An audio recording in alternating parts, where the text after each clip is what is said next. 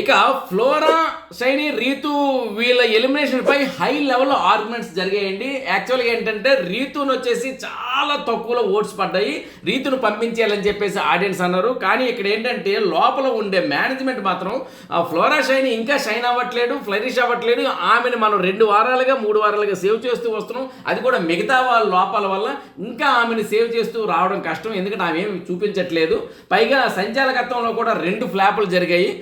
ఇద్దరు సేవ్ అవ్వాల్సింది ఇద్దరిని ఆమె తప్పించింది. కాబట్టి ఏంటంటే ఫ్లోరా, షైనీని వేస్ట్గా ఉంచుతున్నాం, ఫ్లోరా, షైనీ పంపించాలని బిగ్ బాస్ టీం నిర్ణయించుకుంది. కానీ బయట నుండి ఆడియన్స్ మాత్రం ఫ్లోరా, షైనీకి హై లెవెల్లో ఓట్స్ చేశారు. ఆమెను తాకడానికి కూడా వీల్లేనంతగా ఉన్నాయి మిగతా వాళ్ళు. కానీ అక్కడ రీతును పంపించాలని అందరూ కోరుకుంటున్నారు. అయితే ఇలాంటి దీంట్లో వాదోపవాదాలు జరిగాక ఫైనల్గా ఏదైనా బిగ్ బాస్ ఫైనల్ డెసిషన్ కాబట్టి ఫ్లోరాని ఎలిమినేట్ చేశారు. ఈ వారం ఫ్లోరా ఎలిమినేటెడ్.